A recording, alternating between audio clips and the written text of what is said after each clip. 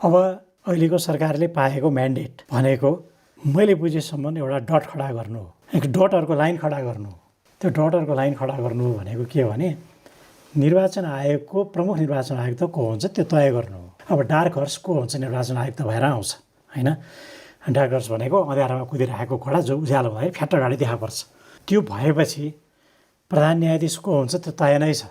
त्यो अहिलेको अन्तरिम प्रधानमन्त्रीलाई जे आरोप लागेको छ 80जना मान्छेलाई त्यहाँभित्र छिराएको भनेर आरोप लागेको छ, त्यसमध्येको कोही पात्र लाइनमै छ होइन। मैले भन्नु परेन चैतदेखि।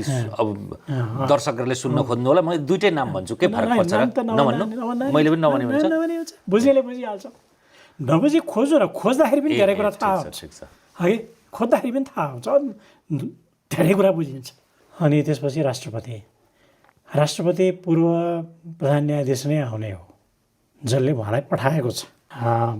केही गरे कि अप्ठ्यारो पऱ्यो, संवैधानिक अडचन भए, यताउता भए, अप्ठ्यारो पऱ्यो, केही भयो भनेदेखि ब्याकअपको लागि लिड्स युनिभर्सिटीमा कानुन पढाइरहेको प्राध्यापक दोस्रो हो होइन, जसले एमसिसीको प्रस्तावको एनेक्स लेखा छ। तेस्रो सचिवबाट आयुक्त हुन गएको पात्र हो, विदेशी युनिभर्सिटीमा सर्ट टर्म कोर्स कम्प्लिट गरेर आएको पनि छ होइन। हो लहरै छन्, तर यिनीहरू सबै नन पोलिटिकल हुन्, पोलिटिकल फिगर होइनन्। राष्ट्रपति हुने त दलीय प्रणालीमा त पोलिटिकल फिगर हुन्छ नि होइन। त्यस कारण पोलिटिकल भिजन नभएपछि त्यसले खाडलमा लगेर के हालिदिन्छ थाहा हुँदैन होइन। त्यसपछिको अर्को एउटा पात्र भनेको एकदम इम्पोर्टेन्ट पात्र भनेको प्रधानमन्त्री हो होइन।